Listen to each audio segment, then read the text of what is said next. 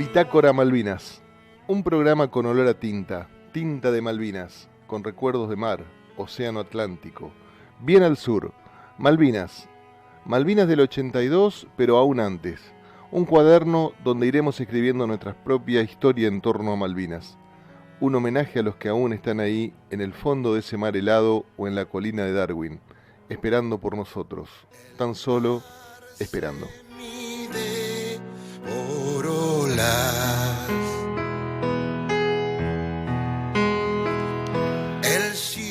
Hola, buen día a todo el mundo. Como siempre, Bitácora Malvinas, en homenaje a los caídos en la guerra de Malvinas, año 1982. Y bueno, y a todos los compañeros que fallecieron ya en este 2021, producto de la pandemia u otros problemas de salud.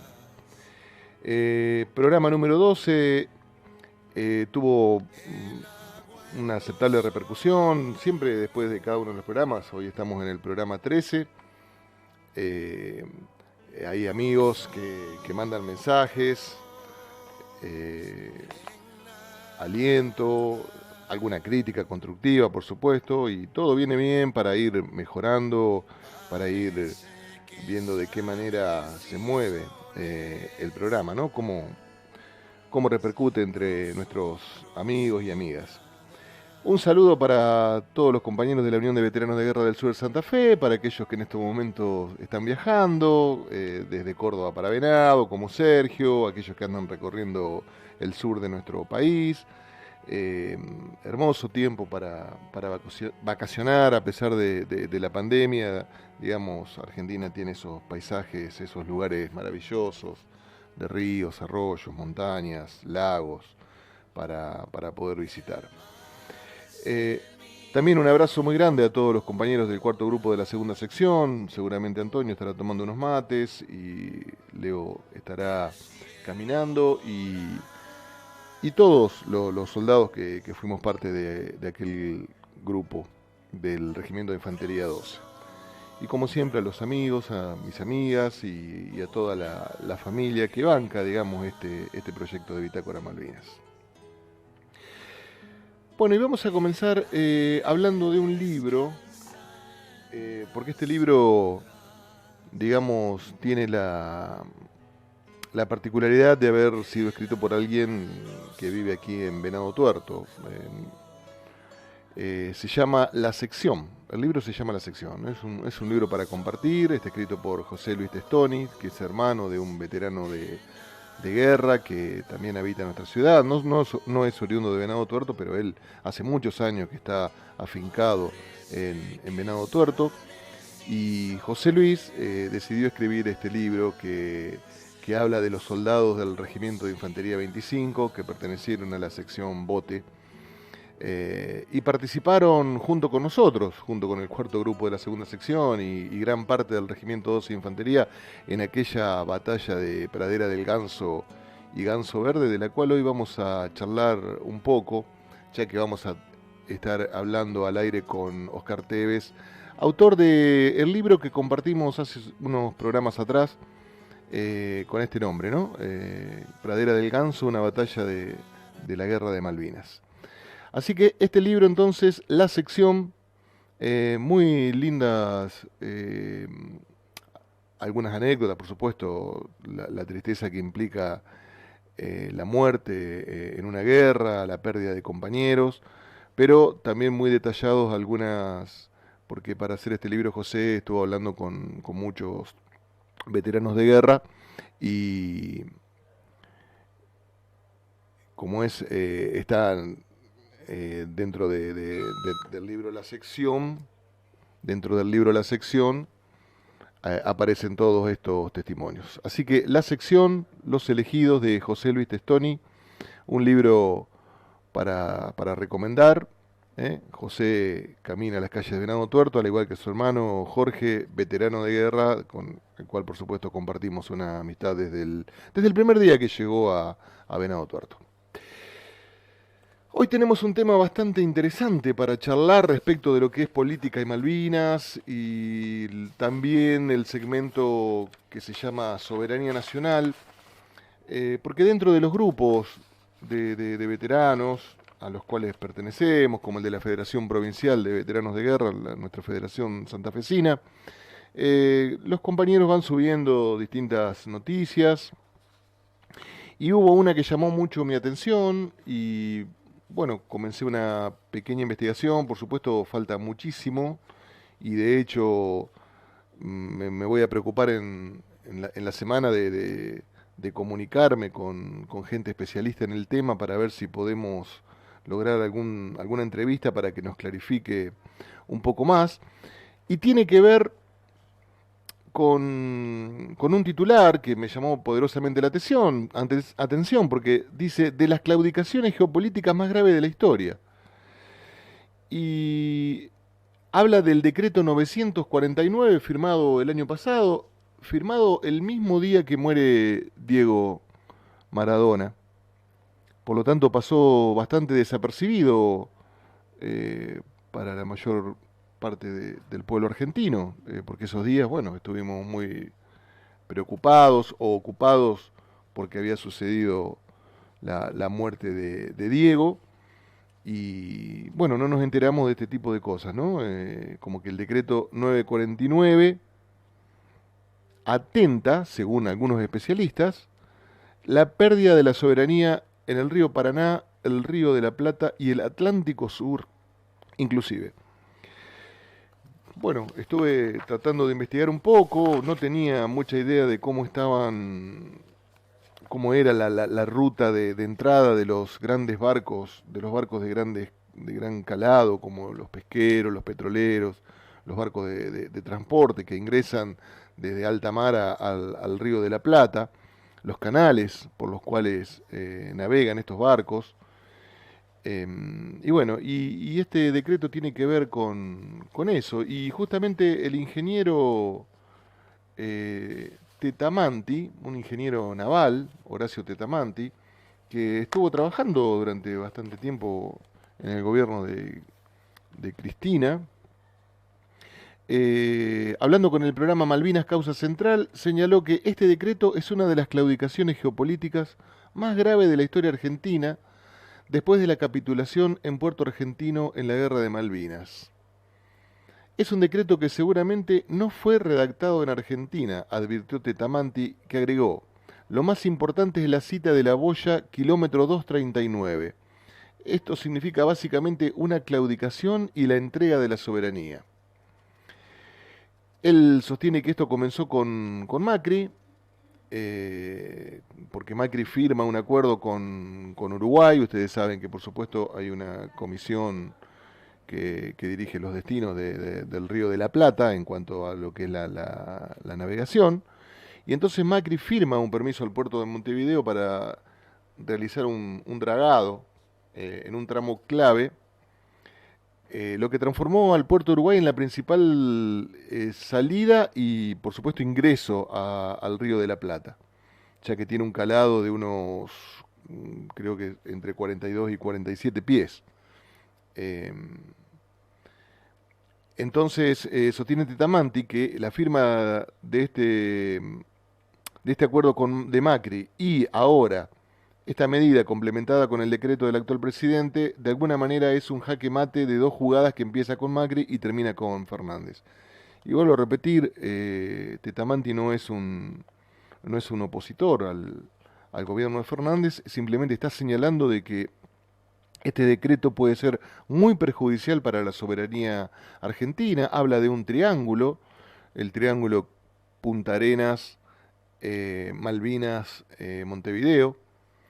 Eh, por supuesto, y hemos sabido de algunos barcos, incluso algunos barcos que pertenecen a Malvinas concretamente, y que han ingresado al puerto de Uruguay. Ahí contraviniendo, digamos, esta solidaridad latinoamericana y incluso consultado con Fito Soyhofer, nuestro compañero, que es integrante de la Comisión Malvinas a nivel nacional. Él también agregaba otro punto más, que es la ciudad de San Pablo, la ciudad de San Pablo en Brasil, por el tema de los vuelos. Tetamanti señala que no solamente se entregó el Río de la Plata, sino lo que significa el Río de la Plata como llave estratégica por la cual se pasa a controlar no solamente la cuenca del Plata y el río Paraná, sino prácticamente el Atlántico Sur. Dice él que es una consolidación de la política de consenso de Washington, y a veces son más importantes que el articulado. Hay que leer bien los anexos del decreto, lo vamos a estudiar y vamos a intentar comunicarnos con algún especialista para que nos explique bien profundamente, digamos, cómo es el tema de los canales, porque esto significaría que, vuelvo a repetir, que estos barcos de gran calado tendrían que pasar tanto al ingreso como al egreso del Río de la Plata exclusivamente por el canal de Montevideo, ¿no? Eh, y fíjense que justamente hay en el Senado hay una convocatoria, está la famosa hidrovía, la cual está concesionada en estos momentos y hay empresas multinacionales que trabajan en el dragado y en el cuidado y cobran por supuesto el peaje ahí en esta hidrovía tan esencial para la soberanía marítima de nuestra república, ¿no? Convocan a Meoani al Senado por la concesión y la licitación de la vía navegable troncal. ¿Por qué? Porque ahora el 30 de abril se vence esa concesión y el presidente con este decreto 949/20 ha delegado en el Ministerio de Transporte eh, la facultad, digamos, para realizar una nueva concesión. Recordemos que esto también se enlaza con el Consejo Federal que anunció justamente Alberto Fernández, nuestro presidente, en Rosario, conformados por las provincias litoraleñas y bueno, y de los cuales todavía no se tiene un resultado fehaciente, por lo menos a nivel de los medios de comunicación. No. Pero bueno, lo importante es que el senador del Frente de Todos, Jorge Tayana, elevó un pedido al Poder Ejecutivo para que el ministro de Transporte, Mario Meoani, brinde un informe sobre la concesión y el futuro llamado a licitación pública para la modernización, ampliación, operación y mantenimiento de la vía navegable troncal comprendida por el río Paraná, el río de la Plata y el canal Punta Indio. El canal Punta Indio es un canal argentino utilizado actualmente, digamos, por estos grandes barcos para, ¿cómo es? Para entrar o salir del Río de la Plata. Y se habla de la construcción de un nuevo canal. Uno realmente es muy interesante el tema. Yo desconocía, prácticamente uno desconoce por ahí estos temas de navegabilidad del Río de la Plata o inclusive del río Paraná. Uno entiende de que hay canales artificiales creados por el hombre, por supuesto, para que estos grandes buques puedan desplazarse en estos ríos, pero sinceramente nunca me había puesto a pensar en la importancia en respecto de la soberanía con los canales del Río de la Plata, ¿no? Porque está en proyecto la construcción de un super canal llamado Magdalena, el cual todavía, digamos, creo que no se ha empezado a construir. Italiana marca que hay una importancia estratégica de la vía fluvial por la que circulan anualmente 4.600 embarcaciones que transportan alrededor de 125 millones de toneladas de nuestra producción agropecuaria e industrial. Aproximadamente el 75% de las exportaciones argentinas se van o se realizan por este medio. Y recordemos nosotros como santafesinos que somos somos una de las provincias más exportadoras, justamente en varios de los rubros, 19 rubros industriales posee la provincia de Santa Fe, pero bueno, la mayor parte de las exportaciones, por supuesto, son de granos. Vamos a seguir investigando con este tema porque realmente será interesante hablar con un especialista que nos explique bien cuál es la claudicación geopolítica y cómo se enlaza con el Atlántico Sur, justamente, porque Tetamanti sostiene que muchos de los barcos que pescan ilegalmente para nosotros en aguas argentinas, pero que tienen concesionado, digamos, esos permisos de pesca desde Malvinas, justamente por el gobierno inglés, recalan en el puerto de Montevideo muchas veces por cuestiones de abastecimiento o de reparación o escala. Así que es un tema por demás de interesante que se enlaza con nuestra soberanía sobre Malvinas y por supuesto mucho más porque estamos hablando de nuestra costa atlántica y estamos hablando también como santafesinos de todas nuestras exportaciones que salen por el puerto de Rosario, por ejemplo, ¿no? Un tema muy, muy interesante, el tema de la hidrovía. Veremos si podemos conseguir algún especialista, ojalá pudiéramos convocarlo al ingeniero Tetamanti para que nos explique con mayor profundidad qué es lo que ha sucedido a partir de la firma del decreto 949/2020.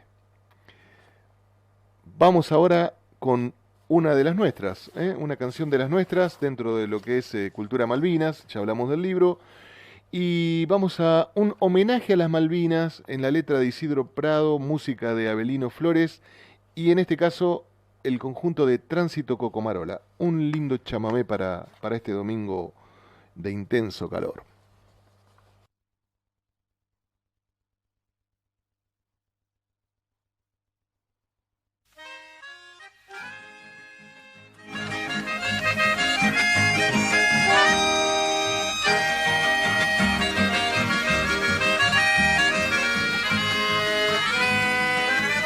Patria nuestra, noble legado de hombres cabales, que anduvo siempre por recta senda, nunca la albur.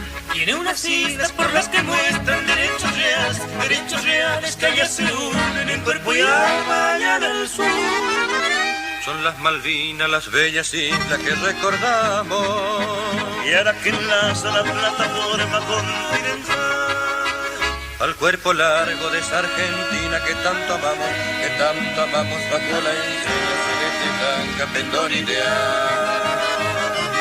Ay, solo quiero decirle que a esas islas fulgentes con un chamame sincero le está cantando Corrientes.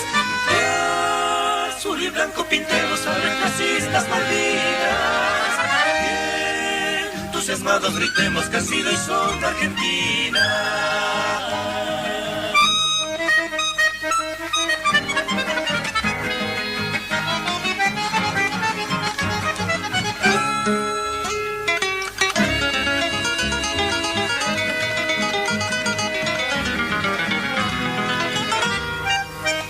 Islas Malvinas, tus maravillas son Argentina.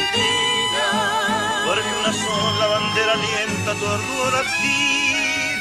Y esa se enseña con la cairosa, tú te iluminas cuando le estoy, busca la esencia de tu existir. Ay, ya no quiero decirle que a esas islas fulgentes con un chamame sincero le está cantando Corrientes. Azul y blanco pintemos a nuestras islas Malvinas y entusiasmados gritemos que han sido y son Argentinas.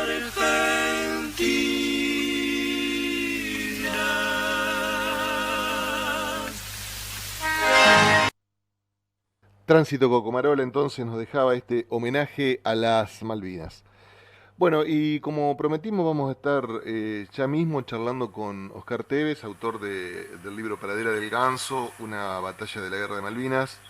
Oscar vive en Coronel Suárez, en la provincia de Buenos Aires, y desde allá nos está escuchando. Hola, buen día Oscar, ¿cómo estás? Buen día Alejandro, muy bien por acá. Bueno, antes que nada te agradezco profundamente que hayas accedido a charlar un rato en este domingo, por lo menos por aquí, de mucho sol.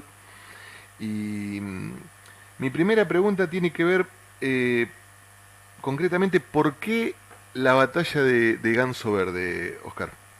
Ya vamos a ir después profundizando cómo fue todo tu trabajo, pero ¿por qué justamente elegiste la batalla de Ganso Verde y te dedicaste Ahora nos vas a contar cuánto tiempo, cuántos años, cuántos kilómetros recorriste, cuántos veteranos de guerra entrevistaste, pero ¿por qué justamente, bueno, Ganso Verde, como le decíamos nosotros los soldados?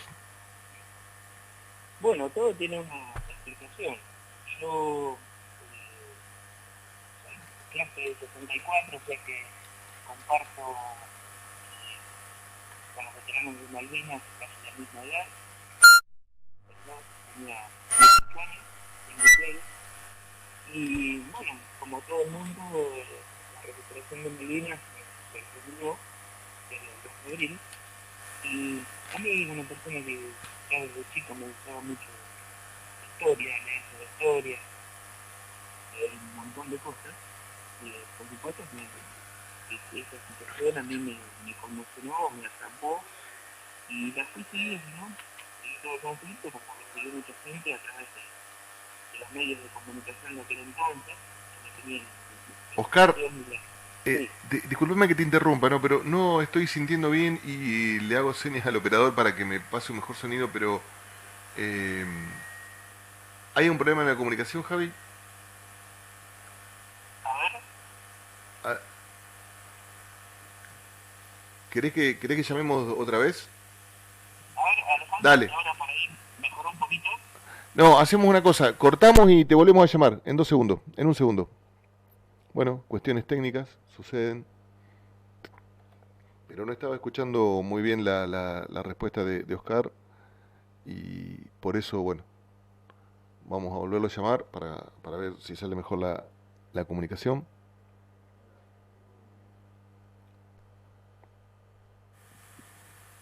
¿Hola? Hola, Sí, ¿sí? sí, ¿Mejoró ahora? sí, mejoró. Perfecto. Bueno, sí, no sé qué sería, pero bueno, estamos.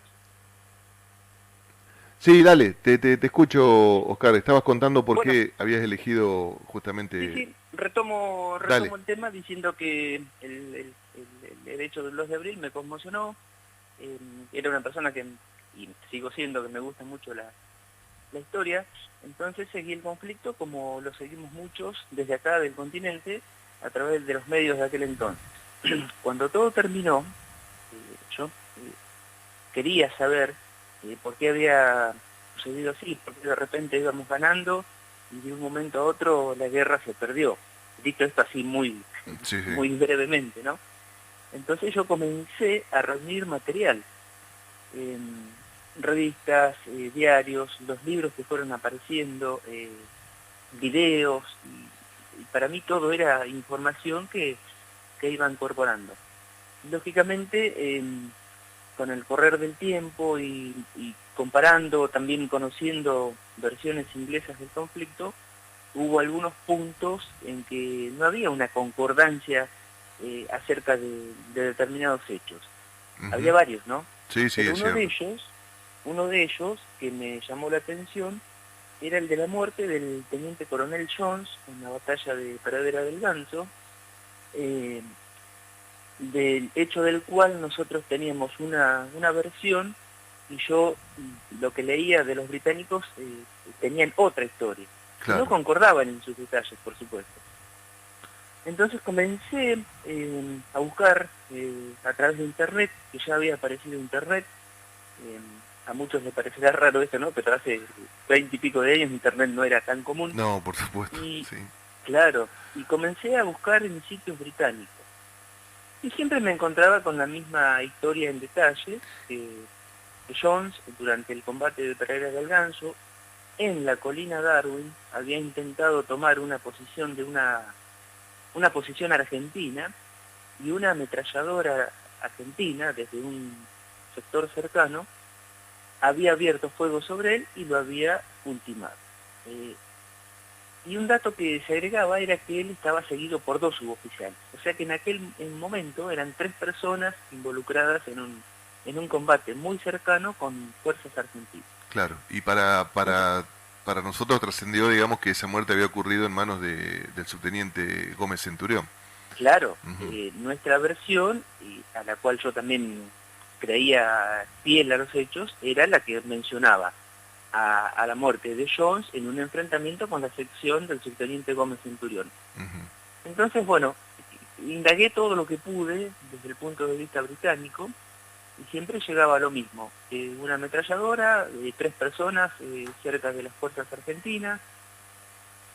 Y en un libro en una página de la Real Fuerza Aérea leí que esa ametralladora que había ultimado a Jones, a su vez había sido destruida por un suboficial británico con un lanzacohetes y que los ocupantes del pozo habían muerto. Entonces yo pensé, acá llegué a un punto sin retorno, ¿no? Claro. Y así pasaron, creo que pasó bastante tiempo, 1 año, 2 años, y un día, releyendo un libro argentino, que a mí me parece un libro muy interesante, que se llama Partes de Guerra, en donde los autores entrevistaron a un buen número de veteranos que participaron en los combates de Pradera del Ganso, me puse a releer y llegué a un punto, a un testimonio de un soldado que había pertenecido a la sección del teniente Esteves, que se llama Guillermo Huircapán. Ajá. Y en un párrafo de apenas 3 renglones o 4, él mencionaba que habiendo estado en el combate de Darwin, en un momento vio que 3 británicos estaban muy cerca de la posición que él ocupaba con otros soldados. Y que su compañero, que tenía una ametralladora Mag, disparó sobre los 3 británicos. Yo en ese momento en que volví a releer ese libro, y aquel párrafo especialmente, por ahí tuve como un destello de luz, digamos, figuradamente, y pensé, ¿cuántas veces en el combate de la colina Darwin habrá habido 3 británicos tan cerca de una posición argentina y que una ametralladora disparara? Y entonces relacioné el hecho con lo que comentaban los ingleses. Claro. Y a partir de ese momento, bueno, tuve como una conmoción, ¿no? Porque me parecía que había descubierto un hecho importante en la historia de los combates por Pradera del Ganso, desde el punto de vista argentino. Y fue ahí el punto de partida de una investigación que con el tiempo se transformó en el libro La batalla de Pradera del Ganso. Que fueron algunos años más de investigación, pero ese fue el punto de partida. Haber descubierto la historia desde el punto de vista argentino, cómo había sido muerto el teniente coronel británico. Jones, el jefe del segundo regimiento de paracaidistas británicos, que había sido condecorado 2 veces, ¿no? por la reina de Gran Bretaña, y murió en Malvinas, y a partir de ese momento, cuando en clave los ingleses comunicaron que había caído, como era, rayo de sol, ¿no? Rayo de sol. Rayo de sol, ahí el mayor Kibble, que era el segundo jefe del regimiento, bueno, quedó a cargo. Claro. Oscar, y a partir de ahí entonces comenzó una búsqueda, digamos, que te llevó a hablar con los soldados, con sus oficiales y oficiales que estuvimos allí en este lugar, ¿no? De la Fuerza de Tareas Mercedes. ¿Cómo fue este periplo, digamos? Sí, así fue. Yo teniendo ese dato tan importante, yo simplemente con la deducción que había hecho, yo ya estaba prácticamente seguro, comenzó una tarea muy grande, ¿no? Y fue una tarea que comenzó de cero, de punto cero. ¿Por qué? Porque si bien yo era un lector entusiasta de todo lo que se había publicado sobre Malvinas, yo no era investigador, mi profesión es otra, yo nunca había hecho entrevistas. Claro, no tenía una formación académica como no, para nada. Claro. Entonces, lo primero que hice fue llamar a este veterano Huicapán, que es de Puerto Madryn, recurriendo a la guía telefónica en papel. Lo llamé, tuve la suerte de que accediera a conversar, porque a veces yo he tenido casos de veteranos que no les interesa hablar del tema. Bueno, tuve esa suerte, ¿no? de que él accediera. Le dije lo que yo había intuido a través de lo que él relataba, me volvió a ratificar los hechos, pero lógicamente él no tenía idea de qué era lo que había sucedido. sí que esos 3 británicos habían caído, pero después con el humo, la llovizna, las explosiones, se perdió el rastro y nada más. Claro.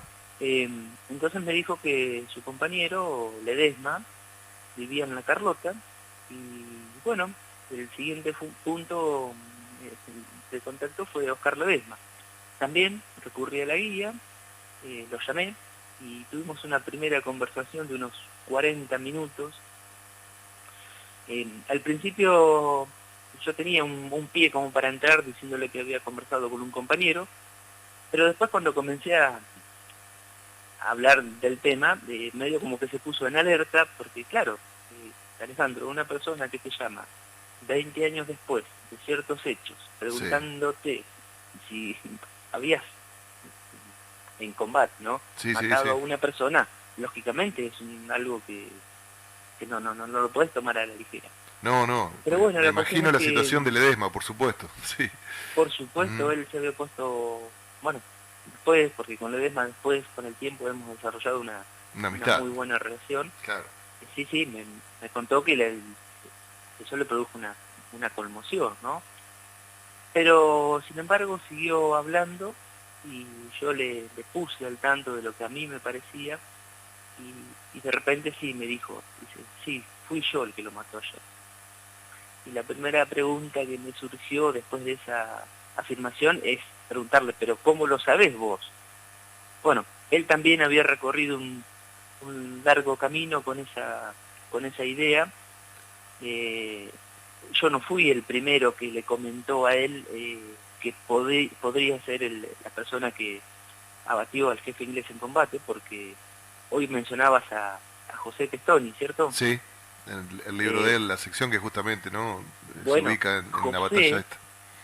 José, a partir de los relatos de Oscar Ledesma y de su hermano, que estaban juntos en el mismo pozo, José también había llegado a la un tiempo antes que yo a la misma conclusión y también se lo había comentado a Oscar Ledesma. Y Ledesma me dijo que a partir de otras cositas más, en el año 2001, él había tenido, digamos, como el final para esa historia de decir, bueno, sí, fui yo, cuando la mamá de Fabricio Carrascul viajó a Malvinas, que creo que fue en uno de los primeros vuelos humanitarios para familiares. La mamá, lógicamente, anduvo recorriendo la zona de Colina Darwin y sacó varias fotos a pedido de Ledesma. Entonces, cuando Ledesma vio las fotos, reconoció el lugar y ya no tuvo más dudas de que sí, que su acción había sido la que provocó la muerte del jefe inglés. Porque ahí ya aparecía un monolito en el lugar en donde había caído el británico. Claro. Y Oscar me dijo, una de las fotos parecía sacada desde el mismo pozo en donde yo había estado. Así que eso para él había cerrado su historia y bueno, de repente aparecí yo con esta información y ahí comenzó todo. Yo lo fui a visitar en La Carlota en diciembre del 2002.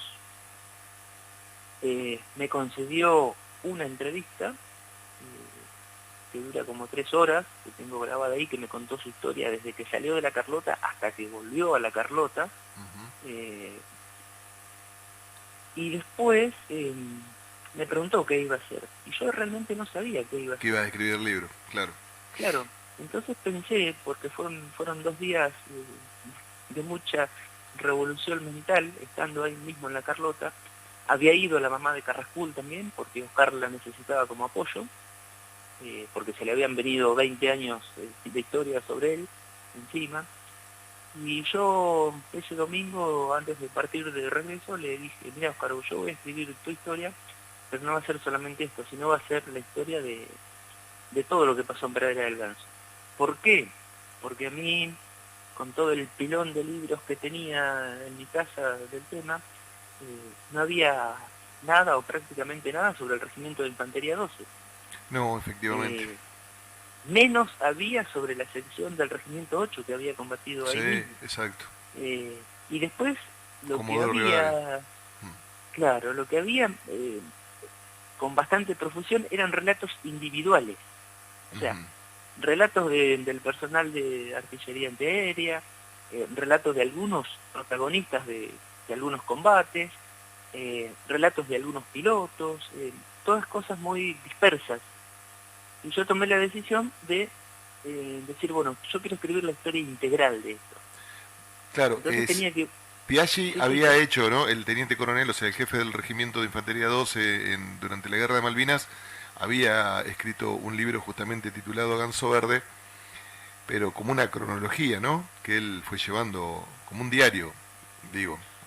Claro, el libro de Piaggi. El coronel Piaggi, sí, es un relato en forma cronológica, como si fuera el diario de guerra de la unidad, pero lógicamente tenía mucha información, pero era algo escueto, y también se refería básicamente a su regimiento. Exactamente. Entonces, faltaba el complemento, el entorno. Y ahora aquí el otro tema, cómo obtener la información. Porque te reitero, yo salí de 0, el número 0 era el punto de... Claro, sí, porque no tenía los contactos, ¿no? Bueno, en aquella época todo el mundo estábamos medio en 0, digo, porque no es lo mismo hoy que te podés encontrar con compañeros de aquella época a partir de las redes sociales, ¿no? Lógico. Estaba internet, pero no tenía la misma tampoco uso que le damos hoy. No, era mucho más reducido. Entonces pensé, para saber algo de los soldados del 12, yo tengo que ir a Mercedes, Corrientes. Entonces busqué en la guía telefónica, encontré una radio de Mercedes y llamé, porque fue lo único que se me ocurrió. Y me atendió una señora, Susana Antúnez, que ya falleció, y le expliqué el motivo del llamado y me dice, sí, vení para acá que yo te voy a contactar con los soldados.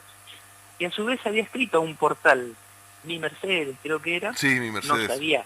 No sabía a quién le escribía, y a los 2 o 3 días recibí la respuesta de alguien que me dijo que había sido soldado de la compañía del Regimiento 12, que llegara hasta Mercedes, que le avisara que me iban a esperar y que me iba a abrir las puertas a tener contacto con los veteranos.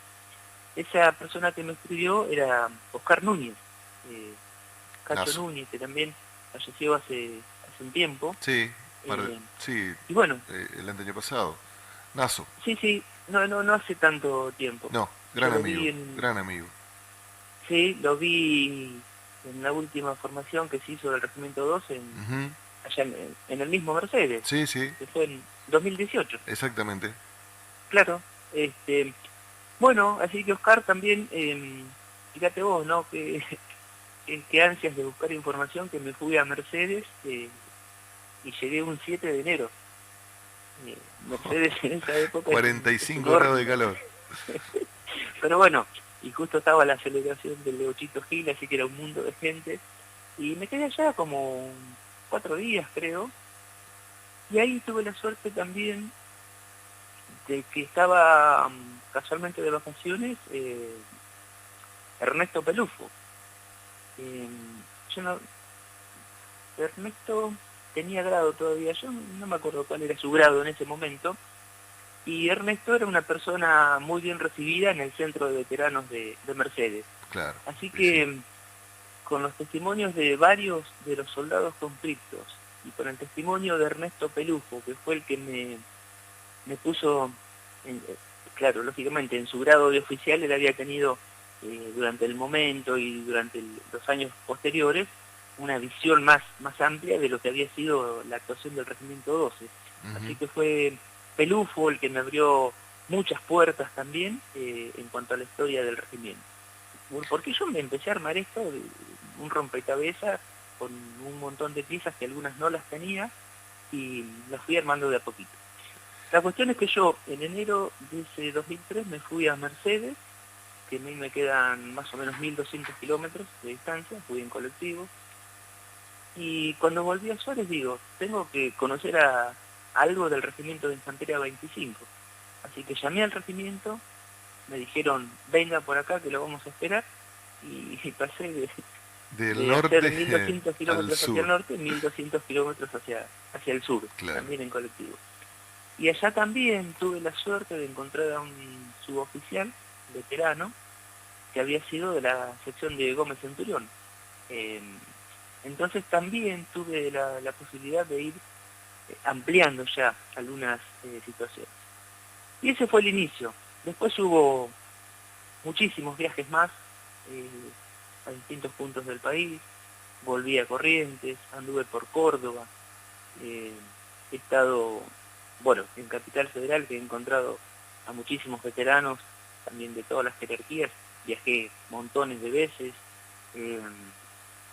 he pasado por Venado Tuerto, ¿te acordás? Totalmente, sí, porque tengo... Este, No hay, para quienes nos gustan los libros, viste, no hay nada como un libro autografiado por el autor, digo yo, ¿no? Y bueno, por supuesto, tengo el libro que vos me regalaste y lo leí al toque, por supuesto, desde el vamos. Claro. Oscar, así que bueno, sí. Y no, evidentemente, digo, todo este viaje te llevó a compenetrarte con la vida, con los sentimientos, el hecho de poder descubrir, incluso hasta el día de hoy hay un montón de cosas que decimos que es como un rompecabezas, ¿no? Cuando uno se encuentra en algún desfile con compañeros y va tratando de armar ese rompecabezas, y evidentemente tu libro fue muy valioso en ese aspecto, es muy valioso en ese aspecto. ¿Qué repercusión tuvo, digamos, a nivel, fue traducido y vendido en Inglaterra? ¿Lo leyeron? ¿Tenés idea de eso? No, ¿No? Traducido no ha sido hasta el momento. Sin embargo, he tenido la posibilidad de acercar algunos lugares, tanto de Inglaterra como el Malvinas mismo. He dejado algunos ejemplares a personas interesadas en el tema. Uh-huh. Uno de ellos, el primero que envié a Malvinas, fue para John Fowler. Ajá. No sé si lo ubicás. Sí. Él fue durante muchos años, él es maestro, y durante muchos años estuvo al cargo de la escuela de Pradera del Ganso. Uh-huh. Entonces la primera edición que tenía, la tapa de la primera edición de mi libro tenía una fotografía de la escuela de Pradera del Ganso, y a él le había impresionado mucho eso. Aparte es una persona que lee y habla español fluidamente, entonces lo ha leído. No recibí comentarios de él, pero creo que ha sido de interés. Y también sí he estado en citas en manos de otras personas, algunos ejemplares. Y yo no sé si ha llegado al regimiento de paracaidistas, pero algunos a Londres he tenido la oportunidad de conocer, que han sido enviados a algunos veteranos de guerra. Así que bueno, se abrió camino el libro. Yo por ahí lo que quiero decir es que un trabajo de este tipo te abre mucho la mente. Quizás yo durante mucho tiempo uno se siente, el que no conoce, se siente atraído por las historias espectaculares, ¿no? Sí. Las historias bélicas. ¿Por qué? Porque, qué sé yo, supongo que a vos te pasó lo mismo. Crecimos leyendo historietas. Sí, o mirando combate. Exactamente, una claro. serie. Entonces uno tiene... Una serie. Tiene una visión de la guerra como si fuera algo totalmente heroico, pero bueno, es lo que nos ha pasado a muchos, ¿no? Pero yo conocí la verdadera guerra a través del testimonio de los protagonistas, o sea, la persona que la vivió. Entonces uno aprende muchas cosas. Yo aprendí demasiado y ya cambió mi visión, por supuesto, hace muchos años, de lo que es un conflicto armado, ¿no? Que no es una película. Pero lo tuve que aprender a través de los testimonios de los protagonistas. De lo que estuvimos y otra ahí. Otra de las cosas que a mí me dio muchas alegrías fue el hecho de poder hacer que se reencontraran veteranos de guerra que no se habían visto nunca más a través de los contactos que yo hice. He tenido casos muy lindos, ¿no? Así que bueno, tiene satisfacciones por varios lados el haber hecho este trabajo. Y he conocido a sí. muchos familiares de caídos, preguntan cosas, y yo siempre he tratado de responder absolutamente todo. Eso es un poco una síntesis, ¿no? de de lo que he logrado con esto. Y a nivel, digamos, en sí de la investigación, como una conclusión sobre la batalla en sí mismo, digamos, ¿qué nos puedes decir? Digamos, o sea, fue un error de Gran Bretaña el haber llevado adelante ese combate que no sé si estratégicamente fue necesario o no. Ellos necesitaban a lo mejor un golpe de mano, pero por lo que he leído, digamos, no pensaban que les iba a costar todo lo que le costó.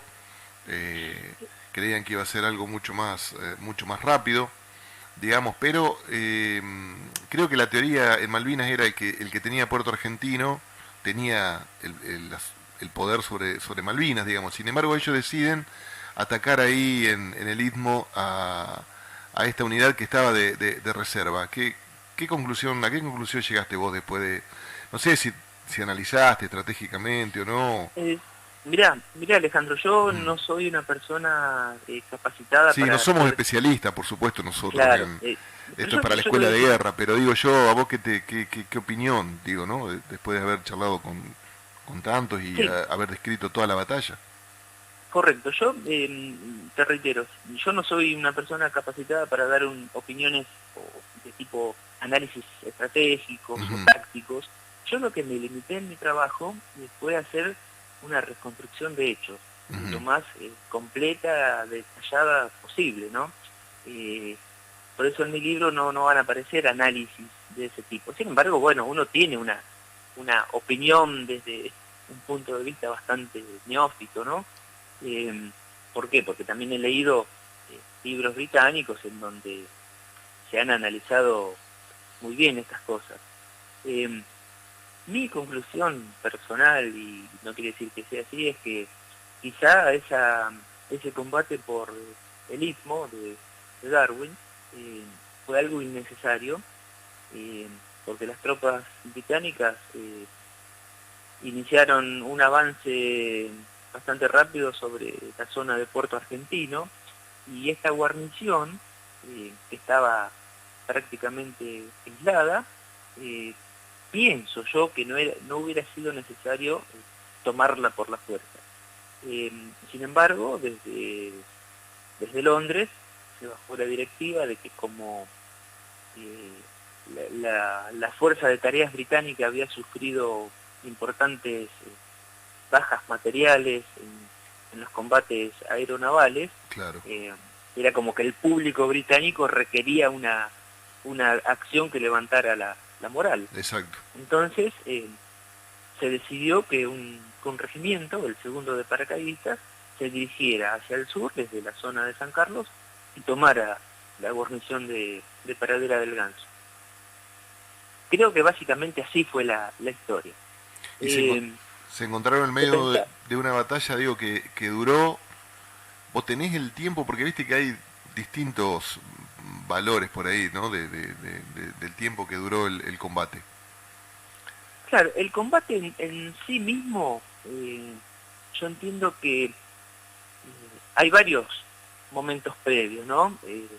Las semanas previas con bombardeos aéreos, bombardeos navales, el corte del aprovisionamiento logístico con el ataque a algunos pequeños buques argentinos.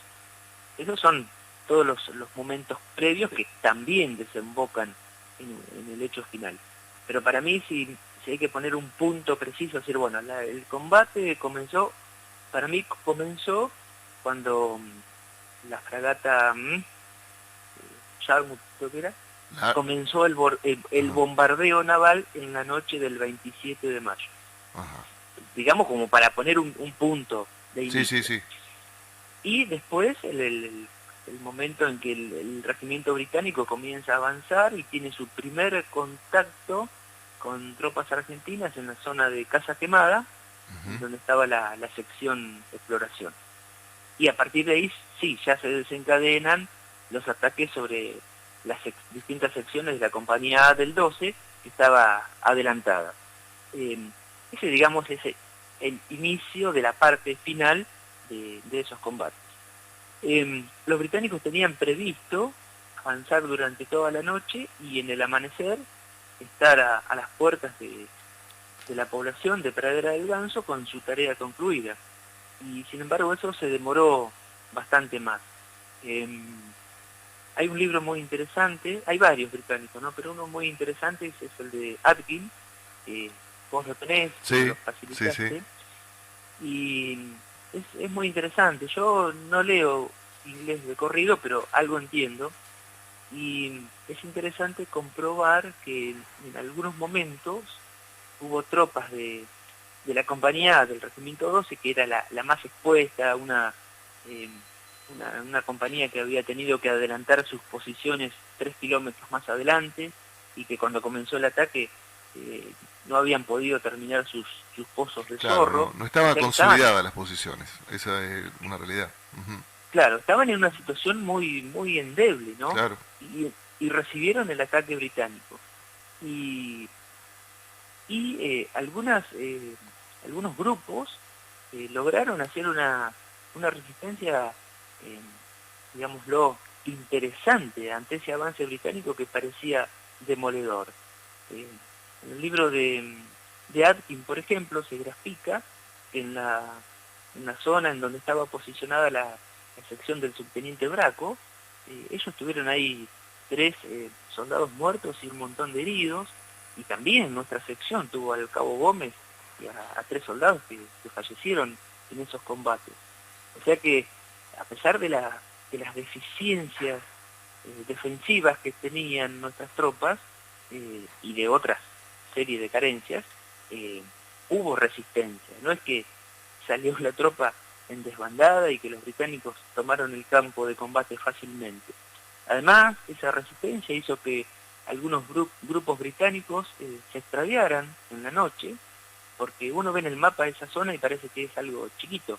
Sin embargo, tiene su extensión, Claro, tiene sus sí, lomadas, sí. tiene pequeñísimos cursos de agua, y algunos grupos británicos se extraviaron y hasta llegaron a tener fuego propio sobre ellos. Y después encontraron la resistencia en la zona de la colina Darwin, que es ahí donde se produce la muerte del jefe británico. Ahí hubo un combate que se prolongó muchísimo más de lo que ellos esperaban, que les costó inclusive la muerte del jefe del batallón. Claro. También hubo resistencia de parte de la sección del Regimiento 8, que eran poquitos efectivos, habían quedado apenas, creo que eran menos de 20 hombres, y sin embargo también esos 20 hombres detuvieron durante 2 o 3 horas a una compañía británica.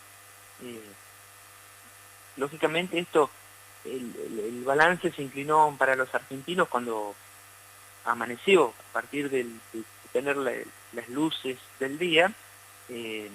Ahí se equilibró el avance arrollador que aparentemente traían los ingleses. Pero bueno, lógicamente nuestras tropas habían pasado por un mes largo de situaciones que los habían llevado a extremos de debilidad. No tenían, el Regimiento 12 lamentablemente no había podido cruzar sus armamentos pesados, habían quedado en el continente, no habían podido cruzar sus cocinas de campaña.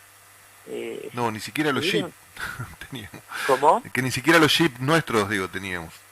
Claro, no habían podido cruzar vehículos, claro, porque todo había quedado en el buque Córdoba, que había sufrido un aparente accidente en el muelle, y tuvieron que arreglársela como pudieron.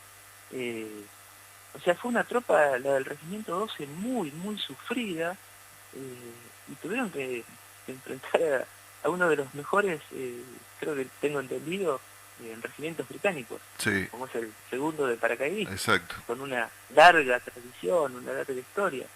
Y bueno, a pesar de todo eso, sin embargo, hubo gente que dio todo de sí, y muchos dieron todo, que es la vida, ¿no? Exacto. Por eso también mi libro trata de ser un homenaje, un recuerdo para todos aquellos que combatieron, para los que quedaron allá, pero también para los que volvieron, porque sobre todo, mira, lo que te digo, del Regimiento 12, que habían sido tan olvidados por la historia, porque había muchos relatos en donde había gente del 12 y sin embargo no aparecían, como por ejemplo durante el desembarco inglés en San Carlos. Claro, el subteniente Vázquez estuvo ahí. Claro. Siempre sale Esteban como, digamos, pero Vázquez estuvo con él ahí. Es que siempre había aparecido, yo tenía la historia de la compañía del teniente Esteban, el Regimiento 25, y si bien por ahí se mencionaba alguno que otro, pero era como que todo se centraba en el personal del Regimiento 25. Sí. Nuestros primeros heridos y prisioneros después del desembarco británico son del Regimiento 12. Claro. Era personal que estaba con el subteniente Reyes, que por circunstancias del enfrentamiento se separaron, unos pudieron ir para un lado, otros por otro. Algunos soldados cayeron heridos, dos suboficiales que estaban con ellos se quedaron con ellos, finalmente fueron tomados prisioneros porque ya habían montado un cerco, ¿no? Pero esas historias eran historias desconocidas. Entonces yo he recibido mucho el cariño de gente del 12 por haber recordado nombres, por haber recordado hechos que los hicieron aparecer en un libro, que va a quedar para la historia. Para toda la historia, por supuesto. Y entonces, Oscar, hablando de eso, del libro, y ya bueno, esto culmina el 29 de mayo a la mañana con nuestra rendición, y ya una vez prisioneros, que ahí fue bueno un poco lo que charlamos nosotros telefónicamente, me parece que fue en su momento, respecto de los trabajos que nos hacían hacer los ingleses, e inclusive el otro día encontré dentro de nuestras comunicaciones un material que vos me enviaste, que habías empezado a escribir, no sé si fue agregado en la segunda edición de tu libro, de algunas patrullas, o a la patrulla de avanzada a la que estuvo a cargo del subteniente Magiarate en su momento. No sé si eso quedó firme o no. Sí, en la última edición del libro está figura las patrullas, claro. Y bueno, y también, viste, cuando comenzamos con Bitácora Malvinas, al primero que entrevistamos en esto, que damos el segmento este que se llama Malvinas en primera persona, fue al subteniente Leo Durán, que era mi jefe ahí en directo de la segunda sección, y él nos relata el tema que yo también lo escuché, por supuesto, contado por Les Standish desde el lado de afuera, cuando se traslada la munición y digamos se produce la explosión, que bueno, yo te conté que la había vivido desde adentro, etcétera, etcétera, etcétera. Y ahí Leo contó en la entrevista que en realidad, porque uno, claro, la vivió desde adentro y si vio movimientos previos, no tuvo idea de cómo había sido esto del movimiento de esos proyectiles, contraviniendo a la Convención de Ginebra, y si había una autorización previa del jefe de regimiento. Yo no me acuerdo por qué Piaggi no estaba. Yo no lo veía a Piaggi dentro del galpón donde nosotros estábamos prisioneros. Y entonces él contó de que habló con el segundo jefe, que era Frontera en ese momento, para decirle que no estaba de acuerdo con ese movimiento de los proyectiles, porque era algo muy, muy peligroso y además contravenía a la Convención de Ginebra. Y Frontera adujo que los ingleses habían dicho que nos iban a sacar a todos fuera de... Recordemos que ya ese 29 de mayo, 30 de mayo, nevó por primera vez. Y dice que los ingleses le dijeron que nos iban a sacar a todos fuera de los galpones, por eso había que cumplir con la orden. ¿Vos pudiste hablar con Piaggi, pudiste hablar con Frontera sobre esto? Sí, yo te digo por qué no lo veías a Piaggi, porque tanto el teniente coronel Piaggi como el vicecomodoro Pedroso, sí, que eran las dos autoridades máximas que había ahí, claro, se lo llevaron uno de ingleses. ejército y otro de fuerza aérea, el mismo 29 de mayo fueron trasladados a San Carlos. Claro. Ellos no estaban ahí, no los alejaron de sus respectivas tropas. Exacto. Y sí, es correcto lo que te ha mencionado Durán, porque uno de los que había, creo, presentado reclamos a los británicos sobre la disposición de los cajones de munición sobrante muy cerca del galpón de prisioneros había sido Gómez Centurión. Ajá. ¿Por qué? Porque en caso de un ataque, una claro. explosión y volaba todo eso, por supuesto que la vida de los prisioneros corría mucho peligro. Entonces los británicos dijeron, bueno, si les molesta, tienen que sacarlo. Por supuesto que, según la Convención de Ginebra, los prisioneros no están obligados a mover material peligroso. Uh-huh.